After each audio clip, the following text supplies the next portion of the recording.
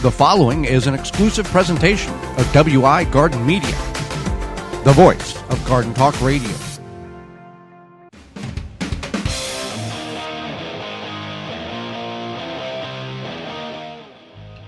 Coming up on the program today is all about pumpkins, as well as garden prep for next spring's garden.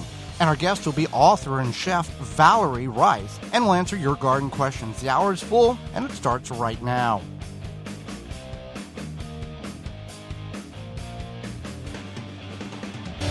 You are listening to the most informationally packed hour of garden-focused radio in the country and on the internet with your host, husband and wife team Joey and Holly Baird.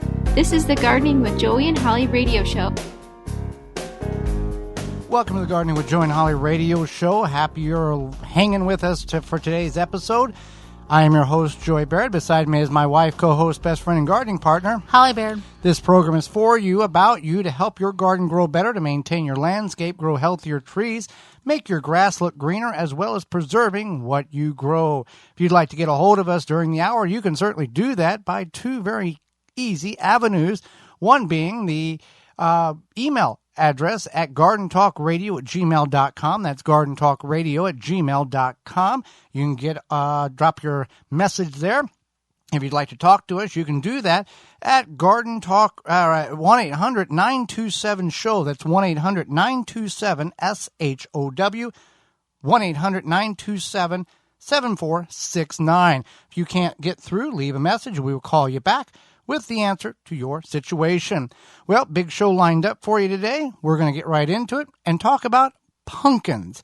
We're getting to that time of the year, Holly, where it will be nights getting colder and pumpkins will be getting ripe, if not already ripe, on the vine. Yeah, so there's a lot of different things you can do with pumpkins, and there's over 50 varieties of pumpkins. Well, yes, multitudes of varieties of pumpkins, and many people may think that, pumpkins are just for carving and decoratory purposes, but there are other things that are very valuable that you can use pumpkins for. Right. And so 95% of the pumpkin crops are grown in Illinois. Did you know that? I knew that. So that's kind of cool, or a fun fact, especially if you're from Illinois. An Illinoisan? An Illinoisan? Yes. Illonesian? No, it's not. It's an Illinoisan. Okay. Close enough. Like Abraham Lincoln. Yeah. Yeah. So, well, Abraham Lincoln wasn't born in Illinois. No, he was not. In Kentucky. Right. There's your history lesson for this morning. For today, boys and girls. Pumpkins can be difficult to grow due to the fact that, one, they take up a tremendous amount of space, and two, they can and are susceptible to many diseases, most prevalently powdery mildew, which can really shut the plant down during any portion of the growth cycle. Now, pumpkins can be as little as 6 ounces or as large as about 2,500 pounds. I think somewhere in that range. I don't know what the current world record for pumpkin growing is, but it's upwards to over a ton, I believe. That's a full-time job where you've got to take the seed and baby it and tint. Yeah, you really are babying the pumpkin at that point. And those seeds are extremely, extremely valuable and have a high commodity, a high price on them. So there's other things you can do with besides carving a pumpkin. We find that, all pumpkins are edible. However, based on the type of pumpkin, makes it more of a pleasant or more pleasurable consumption of the pie or soup or whatever that case is. Well, here's the thing is Yes. that there are pie pumpkins. Right. And so if you are going to grow pumpkins for making pie or pumpkin smoothies or whatever, you want to grow the pie pumpkins because they have a higher sugar content. Yes. And, we have grown what is called a Jardel pumpkin. Yeah. It's a blue skin pumpkin, very bright orange flesh inside, and the walls are about 4.5 inches thick, very small seed cavity. Very meaty pumpkin. It is the most smoothest, most delicate tasting pumpkin that you've ever eaten.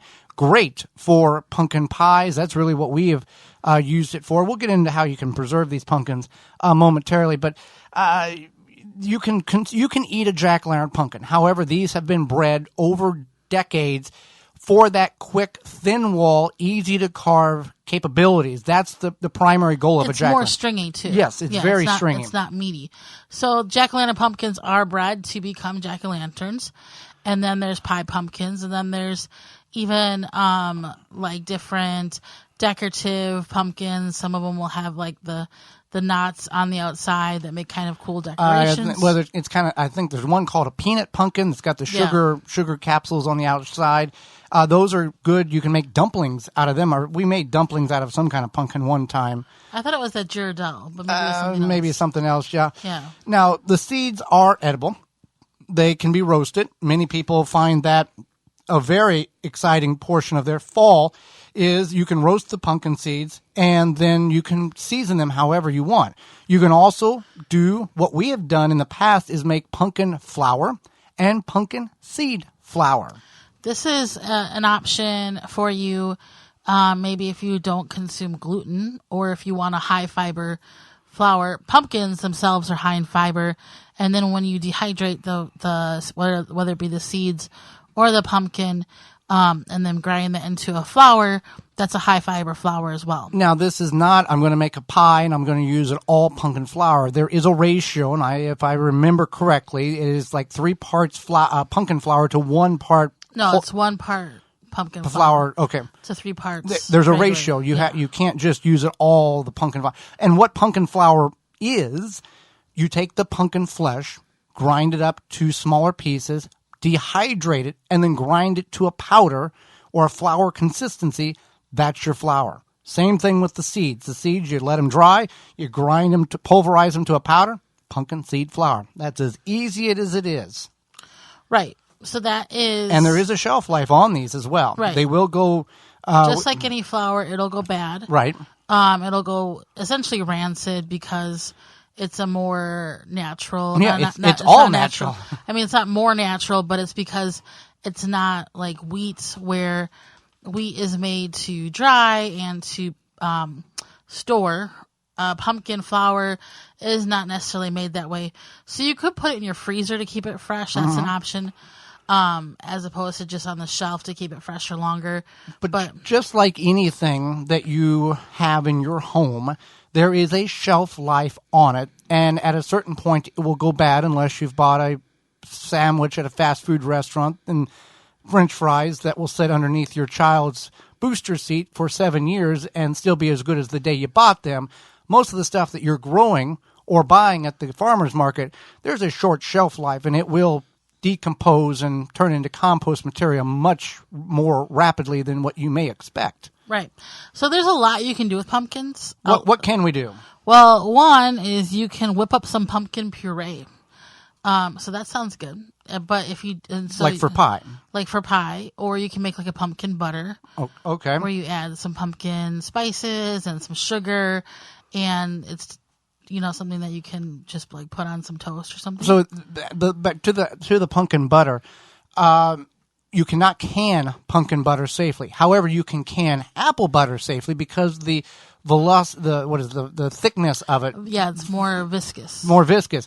We made this mistake about a decade ago. We had canned pumpkin butter, and then we found out that it's not safe to do that, so we poured all that pumpkin butter out. I think we froze a lot of it. We froze it, but we had processed it not knowing it was not safe to do. Now, could we have consumed it and been okay? Sure, why not? But we wasn't going to take that opportunity to test how fortunate we may or may not have been. So that's one thing with pumpkin. If you're going to can pumpkin, you have to can it, you have to pressure can it, and you have to do it in cubes. Right. So you want to cube it, and then you want to pressure can it. And when we say cube it, we say like 1-inch cubes. Like large dice. Right. Yeah. And this is because your pressure canner, your home pressure canner only gets so hot, and it can only get or penetrate into so far into a jar. That's why you don't want to can pumpkin butter either. So that's why cubing it and having you basically give it a chance with the water to get to the center of the jar to help purify the ingredients. Now, whenever you pressure can it, and then it's time to use it for something, you pop the lid off, you drain the liquid off, and that has already been cooked for you. It is already, you just take and smash it up, and it's already basically pureed for you because of the process in which you've canned it. It saves you time on the back end of the procedure. Right, and this is something that if you were going to make like a pumpkin soup or a pumpkin pie or a pumpkin smoothie, all of those, you would use this canned pumpkin bread, anything that calls for regular canned pumpkin at the store, that's what you can use this for. And the canned pumpkin at the store is not always, you have to really read the label, not always 100% pumpkin. There are some manufacturers that incorporate up to 50% butternut squash in with the pumpkin to stretch the batch, I guess is what you would say. Now talk about the pumpkin smoothies. You've made these before, and they are not bad at all because it's not pure pumpkin. Now, you've added some things in there, but it is a very good, thick, fulfilling, you're not hungry anymore after you drink it smoothie. Right. So typically what I add is I add a protein powder, whatever kind you want. I would suggest vanilla because it gives it that like nice creamy flavor. And then I will add a lot of times some yogurt. If the pumpkin doesn't taste super sweet, like say we didn't use a real sugar pumpkin, I would, or a pie pumpkin, whatever, I sometimes add a banana, and it doesn't really overpower. You don't even notice it. No, you don't notice it. It gets a nice pumpkin-y flavor, but the banana sweetens that pumpkin. And then some pumpkin spice, usually, so it kind of tastes like a pumpkin pie. If I don't use a little yogurt, I'll use like some almond milk or non-dairy milk. You can use dairy milk as well. So yeah, that's what I use. I think that's it. That sounds about right. Yeah. Now, one thing that, people like to juice anything they can get a hold of. We tried juicing pumpkin many years ago, and for whatever reason, there is this most horrible odor, and then the smell is the second kick in the rear end. It tastes bad. It tastes terrible. Yeah, I would not. Maybe if you could juice pumpkin with something sweet. 1 ounce, 1 ounce of pumpkin juice and 10 gallons of water. You should be able to cut it pretty good like that. If you could juice it with something sweet. But the smoothie, back to the smoothie. Yes, go ahead. If you want it to be really cold, you can add ice, or you can just like put your pumpkin. Almost like a pumpkin milkshake. Yeah, or you can put your pumpkin, all the ingredients, keep those in the fridge, and then when you blend it up, I don't add ice to my smoothies, but when you blend it up, if you keep it all in the fridge, it should stay pretty cold. So how do we get to that preparation if we are not going to or do not feel safe or whatever the case is, reason being that you don't want to pressure can your pumpkin? You can cook it down, turn it into a puree, and then freeze it so it is ready to go, but you want to freeze it in a measurement in which you can use that whole measurement without having to thaw it, refreeze it, thaw it, refreeze it, thaw it, refreeze it. Right. Yeah, you want to measure it. So if you know that like you use 2 cups of pumpkin for 2 people in a smoothie, that's how you'd want to freeze it. That would be best. Also, a lot of people will use pumpkin puree and feed their babies with it because it's like a really good baby food. I did this and I took some of those like silicone muffin trays, we don't have children, for my niece and nephew, and I put them in the silicone muffin trays, froze it, and then I was able to pop those out, and then it was like a little disc, and my sister would thaw it and feed her children. And you can always take, if you are a homesteader or you've got a farm, and you know that after the fall festival celebrations that there will be a lot of jack-o'-lanterns left laying around, there's a lot of avenues in which you can advertise, hey, I'll take your free old pumpkins for animal consumption, whether you have hogs, or I think cows will eat some of it, goats, there's a lot of different avenues in which you can get some free feed off of that as well. So a small snippet of what you can do with pumpkins as we get closer, whether you are growing them or you're going to a fall festival or pick your own farm. Keep in mind what your end goal is and then what you can use it for after the accomplishment of the one goal is completed. Right. So speaking of preserving pumpkins, or preserving in general, the Gardening with Joy and Holly radio show is brought to you today by our sponsor, Walton's Inc. Listen, we know you care about where your food comes from. You might want to can, preserve, get a bunch of pumpkins. That's great. But what about the meat?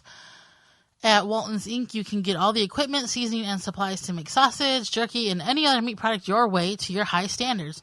Want to make snack sticks that people will actually like? Walton's created meatgistics.com, an informational site to help you make the best finished product. Walton's even has a full line of their own meat grinders, mixers, and sausage stuffers to help you go from animal to edible. Walton's is everything but the meat. Well, when we come back, hang out. Do not go anywhere. Moments away. It's going to be, let's talk about how we can prepare for next spring's garden. You're listening to the Gardening with Joey and Holly radio show. Got a question for Joey and Holly? Send it via email anytime to gardentalkradio@gmail.com. We here at the Gardening with Joey and Holly radio show Gardens understand that healthy soil is the key to a successful garden. We know that chemical fertilizer burns carbon out of the soil and kills the microbes needed for a healthy soil ecosystem. No worries. Chicken Soup for the Soil by Dr. Jim's will stimulate life into your soil, supplying all the nutrients most fertilizers neglect. Rather than force-feeding water-soluble chemical fertilizer, we suggest feeding the microbes a smorgasbord of 100% biodegradable nutrients that your plants can consume when they need them. The nutrients are readily available to maximize their genetic potential. Chicken Soup for the Soil will increase the quality of the fruit and vegetables you grow. Visit drjims.com. That's drjimz.com. Rinse Kit, your hose on the go. No pumping, no batteries. Simply fill from your spigot or sink on your way out for up to 5 minutes of spray time anywhere. Spray it, wash it. Rinse Kit. Is your dog that's causing dead spots in your lawn? Dog urine can burn lawns and ruin the appearance of your lawn very quickly. Fortunately, our friends at Nature's Lawn has a solution for this problem with their Spotless Lawn product. Spotless Lawn's three-way action helps neutralize dog urine, helps move it through the root zone, and then helps the grass recover. If there's still life left in the grass, Spotless Lawn will help resuscitate it. Visit natureslawn.com and look for Spotless Lawn. That's natureslawn.com and look for Spotless Lawn. Protect your plants against damage with a 3-in-1 plant guard and special blend fertilizer. Visit ivorganics.com. The Gardening with Joey and Holly radio show is brought to you by the following: Blue Ribbon Organics, Naturally Green Products, Ironwood Tool Company, Easy Step Products, Rinse Kit, Soul Brew Kombucha, Wild Delight, Rykon Vitova, Chip Drop, BaleBuster.com. Find all sponsors at the WisconsinVegetableGardener.com and thank them for their support. Welcome back to the Gardening with Joey and Holly radio show. Thank you for hanging out with us today. Hope your day is going well. Ours is not too bad so far. You've got some problems. We've had problems in the past with our crops not being hydrated properly, and we solved that issue using the tree diaper this year. Yeah, before you want to think about watering, if your plants could talk, they would tell you how maybe at this point that they have a few complaints, and one of them might be if you haven't killed them because you didn't water them. About not being properly watered, either too much or too little. How do you water properly? What did you learn? Well, you can take the guesswork out of that by using the tree diaper. Tree diaper is a revolutionary watering system that stabilizes soil moisture by taking up excess water and slowly releasing it when the plants need it. The tree diaper is filled with water from your rain or when you water and slowly releases water over 3 weeks. No pipes, hoses, or electricity needed. Whether you're a first-time gardener or advanced, tree diaper will improve the way you water your plants. It's made in the USA. Check out all the sizes they have available at Tree Diaper. That's treediaper.com. Tree Diaper will make your plants happy. treediaper.com. So as the summer begins to wind down, some of you may be excited about this, others may be sad, and the rest of you may have no opinion whatsoever. But as gardeners, as outdoors people, we plan for the next season, whatever that may be. So we're going to talk about how we can start preparing now for our spring garden. So there's some things in which we want to start considering in order for preparation for next year. One is, Holly, what did good, what didn't do good, and do we have an explanation of why on both of those questions?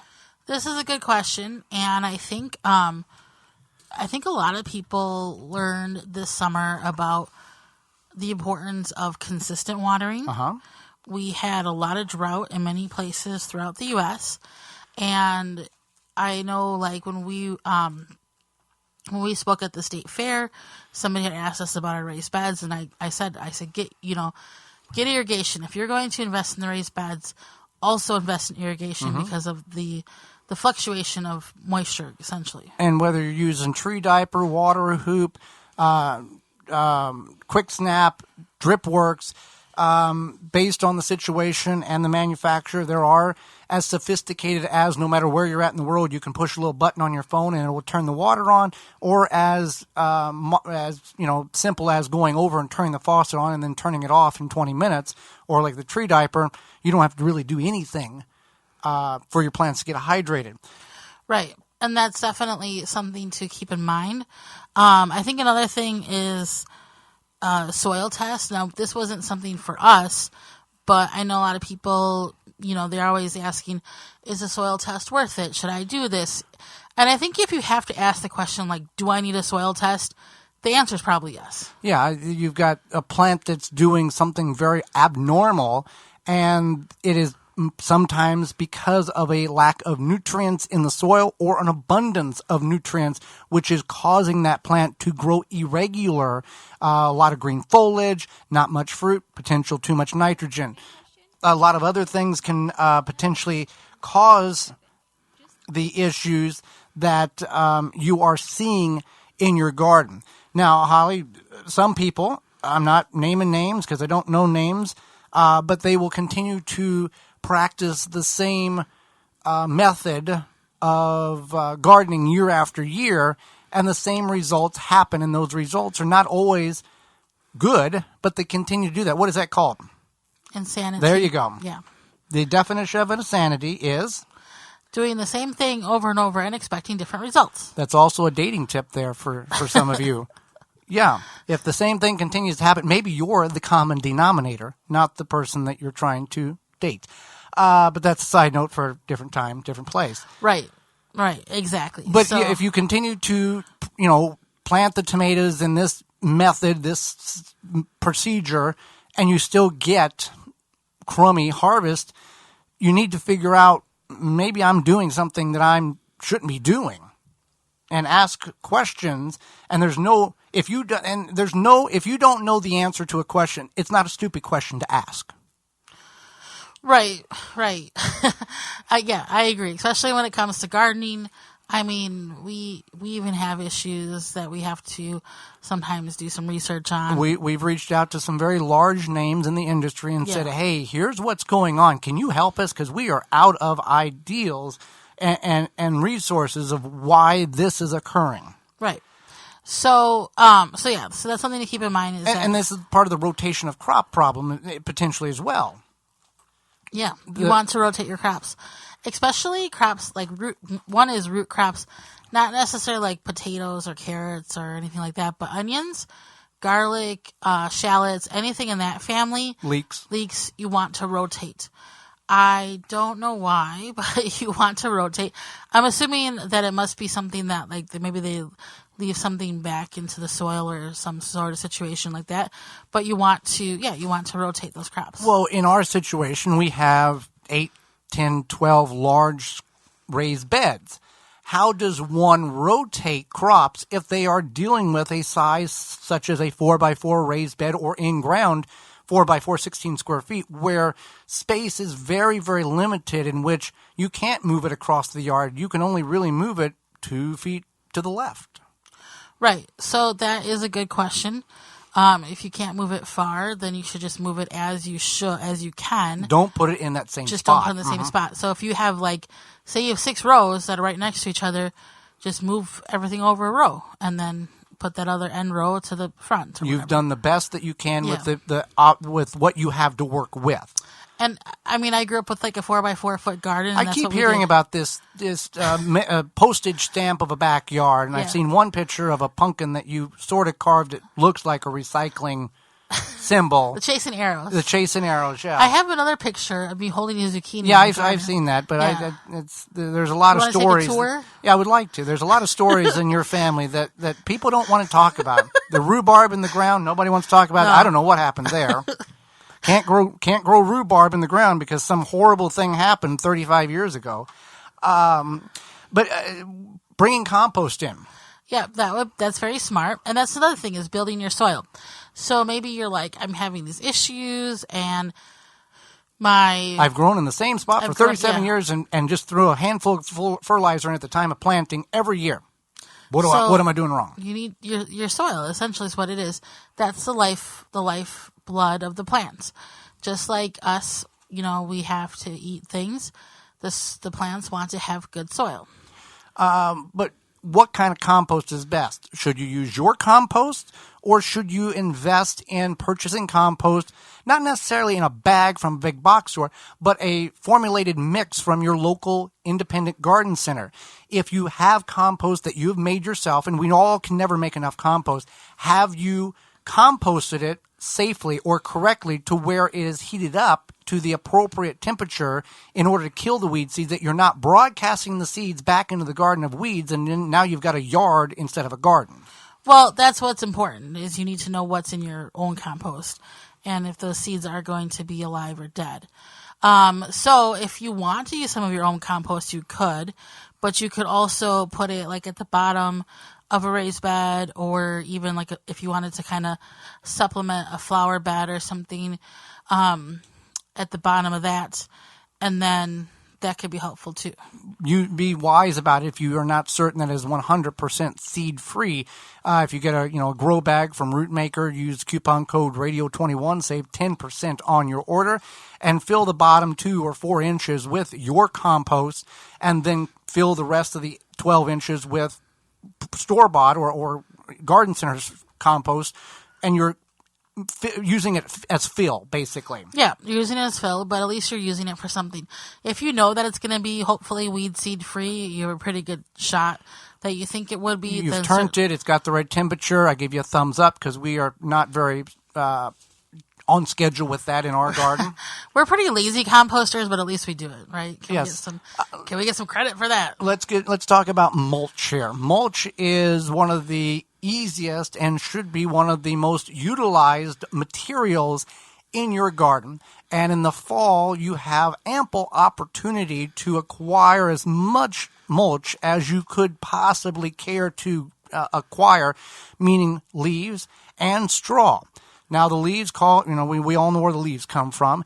And what we have done and continue to do from ground garden transitioning to our raised bed gardens is acquire the leaves on our property as well as in the street and pour over top and hill over top and mountain over top of our raised beds by 2 or 3 foot in the fall. And by spring, that has broke down and, went from 3 foot to about 1 foot. And then that's as the season progresses, it feeds the soil, and by June you can't tell that we brought 65 40-gallon trash can fulls of leaves in because it's all fed back into the soil. Now, we're not mulching at all. We're just dumping the leaves on the raised beds.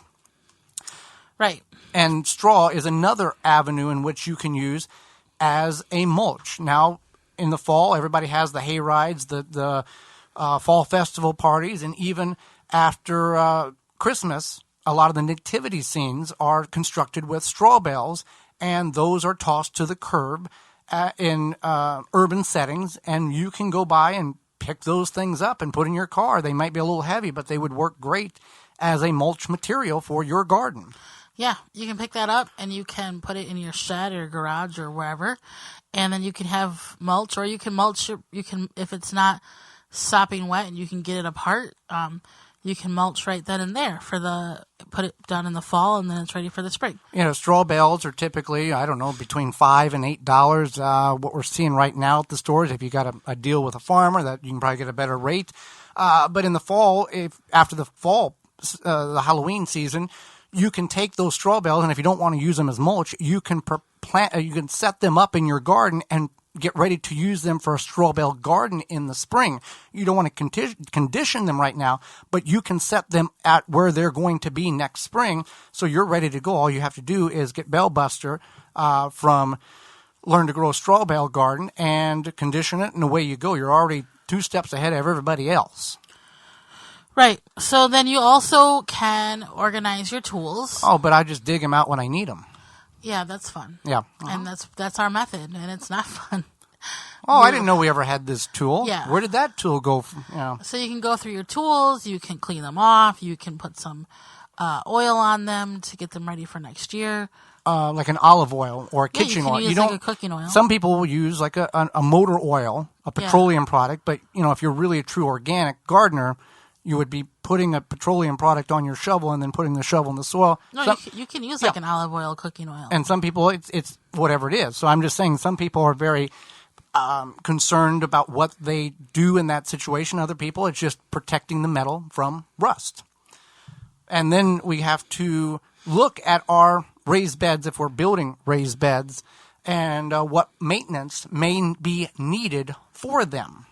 Yeah, you can look at, are these boards splitting? Does something need support? Did something shift? Like, we made a raised bed out of a door we found in the attic. Yep. And a lot of that was, like, basically pressure fit. And I noticed it's hardwood. It's not like particle board. Right, it's hard. Right. It's like an authentic wood door. Probably worth a lot of money. We cut up. Probably cringed when they saw it. It could be like over 100 years old. Yeah, if you want to see that video, you go to our parent website, the WisconsinVegetableGardener.com, and in the search bar you put in raised bed made out of a door. I think is the best way to search for it. That sounds right. Yes, and that's an option. But that has kind of fallen apart a little bit. It worked for one season. Yeah, but if you wanted to maintain the structure of that, we could probably just kind of piece it together somehow. But it is an option. So if you have regular raised beds, maybe you need to replace a board. Maybe you need to, put some more nails in, or maybe you need to replace a portion of the board. Top off the beds. Top off the beds. Yeah. You might want to top off the beds in the spring, but if you put the leaves on top of the beds now, you can top them off and then put the leaves, and then you're already ready to plant in the spring. Well, speaking of preparation for the spring, summer is nearly over, Holly, and the kids are back in school, and the nighttime temperatures in some places are getting cooler, and for the rest of us, that time will come, and many of us have forgotten about our yard. Yeah, just because it's fall, we don't want to forget about our yards and those evil Japanese beetles. They may be gone, but they're not far. Not only did they feast on your roses and berries this summer, they laid eggs in your turf, so that they can start again next year. You want to take a stand with Phylum's Grub Gone. Grub Gone is a non-chemical BT product that targets scarab pests and their larvae. Simply apply the granule with a spreader, irrigate it into the soil, and then let the naturally occurring bacteria do its job. Not only is Grub Gone easy to use, but it is the only non-chemical choice that effectively controls those grubs in your yard. And the best part about it, it's non-toxic to bees, butterflies, and other beneficial insects. In fact, Grub Gone has zero label restrictions when it comes to being used around flowers. So get your hands on some Grub Gone from PhylumBioproducts.com, the natural choice. That's PHYLLOM bioproducts.com. When we come back, author and chef Valerie Rice will be with us. You're listening to the Garden with Joey and Holly radio show. Have a garden question? Give Joey and Holly a call now or anytime 24/7. Just dial 1-800-927-SHOW. If you can't get through, leave a message and they will call you back. Call now 1-800-927-SHOW. Pomona's Universal Pectin is a high-quality pectin that gels reliably with low amounts of any sweetener. If you're trying to reduce the amount of sugar in your diet, you'll love Pomona's Universal Pectin. Now you can make healthy homemade jams and jellies sweetened to your taste. You can use sugar or honey to sweeten. Pomona's Universal Pectin keeps indefinitely when stored in an airtight container. Easy to use, versatile, and comes with directions and recipes in every box. Find out more and where to buy at PimonaPectin.com. Also available at natural food stores and online. Straight from the farm, fields, and briar patch, Piper and Leaf Artisan Tea is a tea like you've never imagined it. Get our award-winning tea delivered right to your front door and become part of the Piper and Leaf family. Free shipping over $75 at piperandleaf.com. Did you know that all flour is not created equal?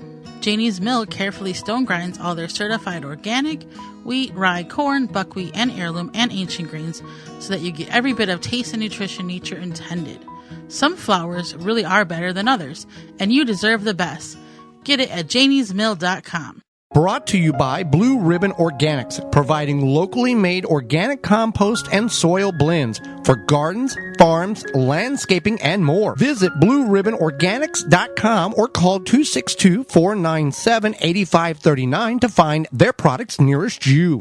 Tired of dealing with bugs but don't want to use harmful chemicals to repel them? Naturally Green No More Bugs is all natural and plant-based. No more chemical bug repellent. Use it around your home and on you, indoors and out, DEET-free, and will not stain, repels mosquitoes, ticks, fleas, roaches, ants, flies, and more. No More Bugs is the answer to what is bugging you. Stop using harmful chemicals and use what is safe for you, your family, pets, and the environment. For more information, visit natgreenproducts.com. natgreenproducts.com. The Gardening with Joey and Holly radio show is brought to you by the following: Simply Earth, Seed Savers Exchange, Quick Snap Sprinklers, Water Hoop, Timber Pro Coatings, Bloomin' Easy Plants, Pomona Universal Pectin, Ivy Organics, Tiger Torch, Happy Leaf LED, Seedlink. Find all sponsors at the WisconsinVegetableGardener.com and thank them for their support.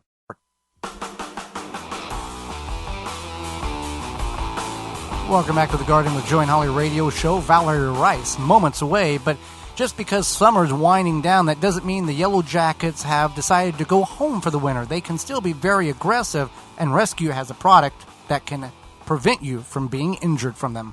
During these dry summer months, you will notice more aggressive yellow jackets flying around. They also like to stick around in the early fall. They're looking for your barbecue meats, your sweet drinks, as well as water sources. You want to keep them at bay with the Rescue Yellow Jacket traps. Rescue Yellow Jacket traps are an eco-friendly do-it-yourself option to keep those stinging pests away from you and your guests or whoever is around. Those traps use a powerful lure for the yellow jackets and will not attract beneficial honeybees. They are made in the USA. You can go to rescue.com where you can find all the Rescue products. That's Yellow Jacket traps and more at rescue.com. They may not be able to prevent you from getting injured, but they will certainly give the bugs or the Yellow Jackets something to occupy themselves with. Holly, let's go to the hotline and bring in our guest for this week. Valerie Rice is an author, blogger, and very passionate about seasonal cooking and more. Her new book, Lush Life, Food and Drinks from the Garden, came out this year. Welcome to the program, Valerie. Thanks for having me. Well, thank you for taking time out of your day, and I know that not only you're going to educate Holly and myself, but all of our listeners across the country. And I'll start with this right here. What exactly is seasonal eating, which is most people might be familiar with, but also expand on what seasonal drinking is? Well, it's so fun. You know, seasonal eating and drinking are just really about flavor, right? You know, you guys know this, just in your garden, that when you grow things, they just taste better automatically. So I think it's just really about, getting the best tasting food you can get your hands on. And, when I planned my first garden, I was growing things that I was interested in, but I wasn't necessarily growing things that my family was interested in.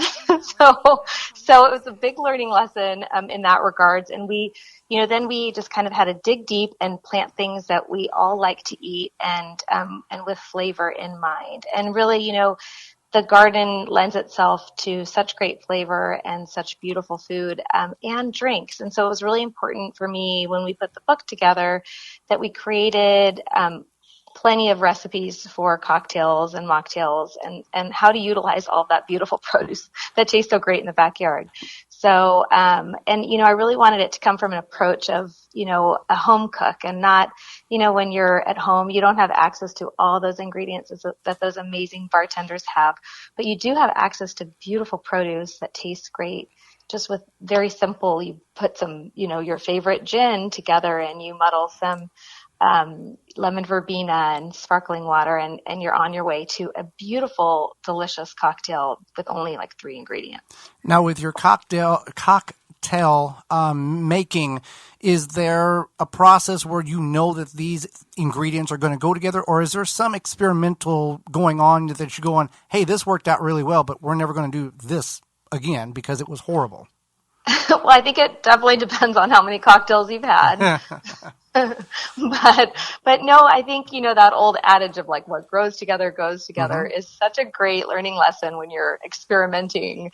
And, there's always, I think that's why if you just keep things simple, then they're going to be delicious every time. You have like cucumbers right now and mint and that goes great in a cocktail together just with some tonic and vodka. So, it's, you don't have to, be mixing all these crazy things together just to have a great cocktail. So now, a lot of people, they want to expand their seasonal palette, but they're not quite sure how. Maybe they're like, I only have so much gardening space, but I'm curious about this. How can people expand their seasonal palette? Well, that's such a good question because I think it's really, like I said earlier, it's really important to grow something that your family and you like to eat, right? But you can grow things, that you can. I like to grow things that I can't easily access, and so that being said, tomatoes are very accessible. You can get them at any grocery store, but you have access to sun gold tomatoes, which are just amazingly delicious and like over the top with flavor. And so for me, it's always about seeking out those amazing seeds and starts that you can plug in and have really special things like a green zebra tomato, or a San Marzano over your traditional Roma tomato. So just seeking out those interesting things, I think, is a really great way to expand your palate. And then from there, it's kind of contagious, right? Like right now we're planting, pink celery, and my whole family loves celery, but let's try the pink one because it's just more different. It has like slightly different flavor. So I think that's like really good. Like if you like an ingredient, then kind of seek out those, like, the purple cosmic carrots I planted today, and just plant all those interesting things that you can't always access very easily at your local grocery store. And I think you said it quite well there that, there's more than just orange carrots and red tomatoes. The palette of a Cherokee purple or a black creme or a Brandywine is undistinguishable. I mean, it's uncomparable to a traditional red tomato that you would normally, kids think, oh, tomatoes are always red. Tomatoes come in basically every color of the rainbow, and they're amazed by what can be grown in their backyard. It's true. And, you start off with baby steps, right? You might go to the nursery and pick a few things, and then, then it's contagious from there. Like, oh, maybe I can seek out some other things or find an amazing seed catalog. And then you have access. Your whole world opens up. And, those people working at the nurseries are so knowledgeable, and they're going to steer you in the right direction too. And also in my book, we have planting guides too. So it was really, when we were putting the book together, I wanted to do an introduction of like what our life really looks like here in Santa Barbara, and what are the things that we make on repeat in the seasons. But then also, gosh darn it, get to work because you have to plant for next season too. So I wanted to have a chart. So you're eating tomatoes right now, but we're planting beets too. So it was really important for me to have both, because I think a lot of cookbooks talk about naturally what is in season and to cook from it. But it was really important for me to put that garden spin on it and showcase some really interesting varieties of just different things that I've learned in the 20 years of gardening, like the different things that I've learned that taste great and are fun to seek out. And you growing in Santa Barbara, for many of our listeners, can you describe like how big of a challenge that is? You're growing almost year round, intense heat, and very little water. That's got to be a really big challenge for you. Yeah, it works well with growing tomatoes, I'll tell you.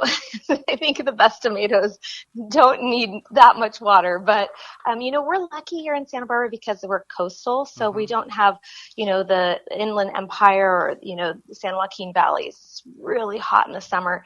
But here we have a very moderate climate. And so it really does allow you to grow year round, which it makes me so excited.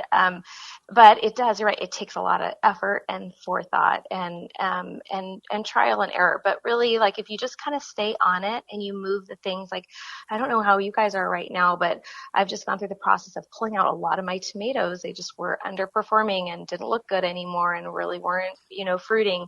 And I had some blossom en route. So I pulled a bunch of things out and I've been planting the new stuff for fall. And I've already added for fall.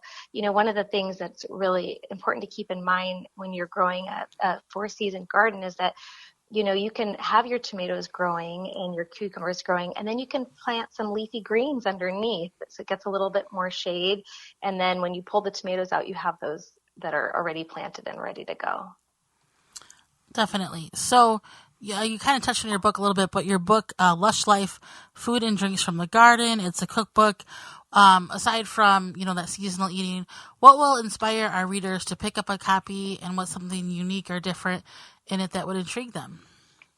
Well, I think it's unique and different because it encompasses all the 3 things that we've been talking about: eating, drinking, gardening, all in one place. And I really do a deep dive in the recipes, and they're my tried and true favorite recipes that we make on repeat. And they're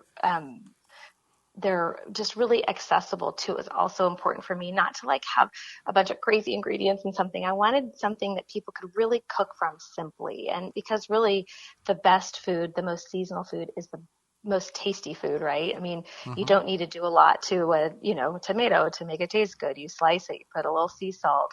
And if you have some chives in your garden, you can sprinkle those on top too. And you're on your way to a beautiful side dish. So make a simple protein and you really haven't done a whole lot of work, right? So that was really important for me to have those kind of simple recipes, and then have the cocktails and then the garden notes as well throughout. Well, I want to ask you about wine. Many people aren't sure about different wines or wine pairing. What are some ways for people to become more familiar with that genre of drink? Well, I think you have to go with an open mind into wine, right? And it's really powerful, and it's a very powerful experience to know somebody or to have a great wine shop in your neighborhood, somebody that you trust and you can talk to. So I think it's really important also when you go to a wine shop and you tell them what you're cooking and be honest with them. Say, I want a $30 bottle of wine, or I want a $15 bottle of wine. And this is what I'm making, and let them inspire you. They're very, very knowledgeable. And I think we don't ask enough when it comes to wine. And so there's so many, intelligent, thoughtful people that this is what they do with their whole life is picking wine for people and picking wine for their shop. So they know what's going to be best, and they want you to come back. So they're going to make a good recommendation. And I think that's just such a great place to start if you're not comfortable in the wine world. And then once you get to know them, then have them put like a few together for you. Like say you really like Chardonnay, and you could get some suggestions of that. And you say, well, maybe now I want to try something else, and let them guide you, and let them use their knowledge to guide you. That definitely makes a lot of sense, especially if it's something that maybe you cook a lot. You can figure out the pairings, and then you have a winning pair, right? Absolutely. So, what do you think is the most versatile garden vegetable to cook with? Maybe that you find is one that you always just like constantly are always finding lots of uses for. Okay, well, without a doubt, it's wild arugula for me. It grows so easily. You can't find it hardly anywhere. You find a lot of the conventional arugula around. You can macerate it and put it in a cocktail. You can saute it. You can have it raw just with like some beautiful Parmesan cheese and some wonderful Tuscan olive oil. It grows the most beautiful flowers that are yellow, and they're really tasty. They taste like arugula, but they're a lot sweeter. And so I just think it's so fun to have something like that. And then you can grow it in a pot. You can grow it in the ground. You can grow it in your veggie beds. And then you just cut it and it grows back again. So it's really simple and easy. And that's something that is year-round growing in my garden. Well, Valerie, we greatly appreciate the time you've offered us. You've certainly educated Holly and myself's mind on all of this. How can people find out, how can our listeners find out more about you, where to get your book, how to get a hold of you if they've got questions? Well, you can find me on Instagram at Eat Drink Garden, and you can also find me on my blog, eatdrinkgarden.com. And the book is on Amazon, but it's also available on my website as well. Well, greatly appreciate the time you've offered us, not only Holly and myself, but all of our listeners from across the country. Well, thank you very much for having me. It's just a joy to meet you. Absolutely. And when we come back, it's going to be your garden questions, our garden answers. This is the Gardening with Joey and Holly radio show. Have a garden question? Give Joey and Holly a call now or anytime 24/7. Just dial 1-800-927-SHOW. If you can't get through, leave a message and they will call you back. Call now 1-800-927-SHOW. The number one key to healthy, productive plants are the roots. Starting from seed to full-grown plants, rootmaker.com has the answer. From seed starting trays with an innovative design that air prunes the roots, creating a fabulous root system, never again will you have root-bound plants, to multiple gallon grow bag sizes to raised beds. Rootmaker.com has your grow needs covered. Visit rootmaker.com. Use coupon code RADIO21 and get 15% off your entire order. You move your lawn sprinklers all over the yard, but you always end up putting them in the same spots. Why not just bury them there? Out of sight, always ready to use, pre-adjusted to water the precise areas you want. Quick Snap Sprinklers makes it easy. In-ground sprinklers without the hassle or expense of laying pipe. Put the sprinklers anywhere in your lawn or garden. Snap on a hose to supply the water. Water on, it pops up. Water off, it drops below ground. You can mow right over it. You can have a buried sprinkler system up and running in just minutes. Each Quick Snap saves thousands of dollars. They install in minutes and operate for years. Visit quicksnapsprinkler.com. Hello, I'm Joey Baird from the Gardening with Joey and Holly radio show. If you're looking for merchandise for the program, you can go to thatismyshirt.com and get shirts with our logos on it. If you'd want to go a different route, they have a lot of comical, logical, and witty sayings on shirts that you can wear that makes a statement. From valedictorian from Common Sense University to I Heart Compost to Don't Be Just Average Today, and a number of other great sayings. It all can be found at thatismyshirt.com.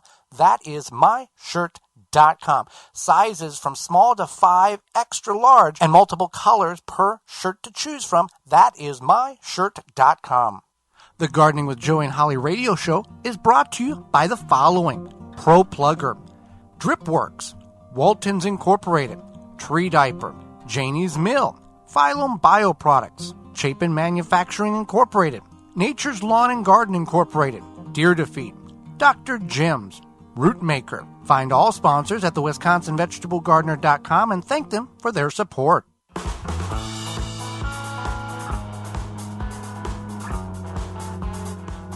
Welcome back to the Gardening with Joey and Holly radio show. Time for your questions, our answers. You've got one. You can send it on over via email, gardentalkradio@gmail.com. That's gardentalkradio@gmail.com. If you'd like to talk to us directly, you can do that as well. 1-800-927-SHOW. Toll free coast to coast. 1-800-927-7469. We'll see how many we can get through to the top of the hour, Holly.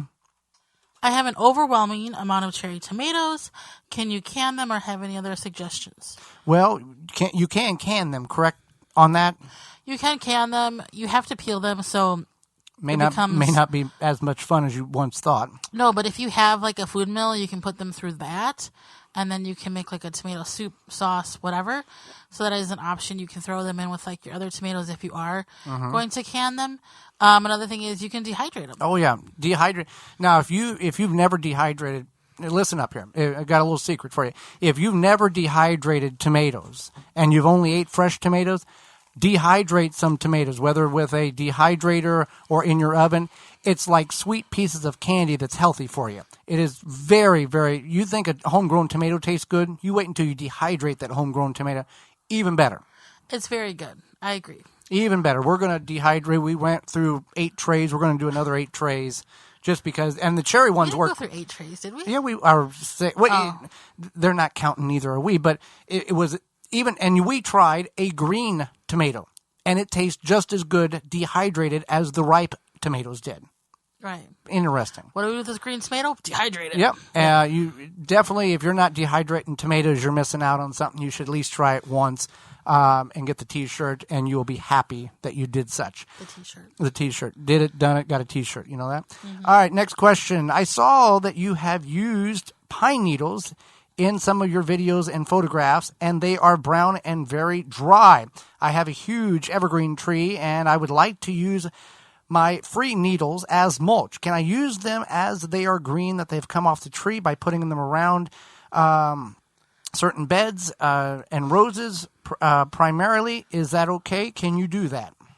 Yeah, you can. I don't see why you couldn't. They're going to dry very quickly once they come off the tree. Anyway, the myth is that pine needles will make your soil acidic. Now, true, the pine needles on the tree are extremely acidic. But once they are put down on the ground or mixed in your compost pile, about 10% of the total volume, so there's not, because it takes a while for these things to break down. By the time they get to a soil consistency, the pH level has neutralized. So it doesn't affect your soil pH level at all. It will take a couple of years to break down, but you're totally fine. You don't have to worry about it. It's not going to mess your soil up. So there you go. Is that okay? You seem... No, that's fine. Yeah, okay. That's fine. So the next question is I want to get a watering can, as they are on sale right now. What recommendations do you have? Material, spout. Thank you. I would say one is make sure that you think about the size. If you buy a huge watering can and you can't lift it with the water in it, then you might want to take more trips and go smaller. Because they've got like half gallon, gallon and a half, 2.5 gallons, and there's probably larger than 2.5 gallon units. Right. But, there are... Yeah, you don't want to overwhelm yourself. Right. Another thing is if it's something that you are like, this watering can is pretty, I like it, it makes me feel good, then, if you like the aesthetic, right, I would say go for that.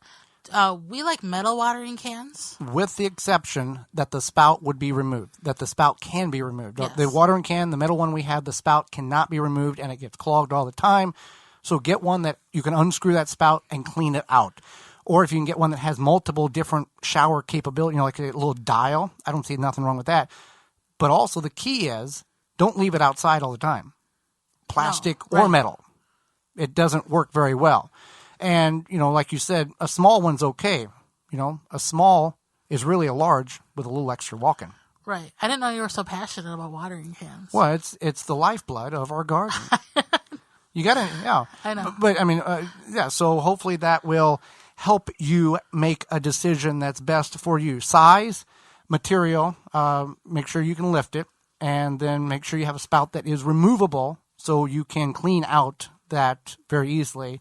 So there you go. We got time for one more, Holly. My friend Gary asked me, he said, I saw your very successful garlic. I was not so successful this year. He lives on the other side of the state. Wisconsin. He wants to know when to plant his garlic, and then also any varieties that we recommend for flavor. Spanish Roja is a great flavor to have. And then you plant it the first Saturday in the northern areas of the United States, the first Saturday in October, and you get it established, roots established before the first frost. You'll get a little bit of top growth on that plant, but it'll be fine. So Spanish Roja, and about 2 to 4 inches deep, and you'll be just fine. Well, we are out of time, and we thank you for yours. Miss any portion of this program, would like to revisit it? You can do that by going to your favorite search engine and typing in the Gardening with Joy and Holly radio show, or you can send us an email at gardentalkradio@gmail.com, and we will send you the link to this program. Do not miss next week's show. Be sure you remember, tune in. We're going to be talking about how you can get your tomatoes to ripen before the first frost in your area, as well as perennial plants that you may want to consider growing in your garden next year and for the years to come. Our guest will be author Rebecca Lewis, and will answer your garden questions. So until next week, for Holly Baird, I'm Joy Baird, and we will see you in the garden.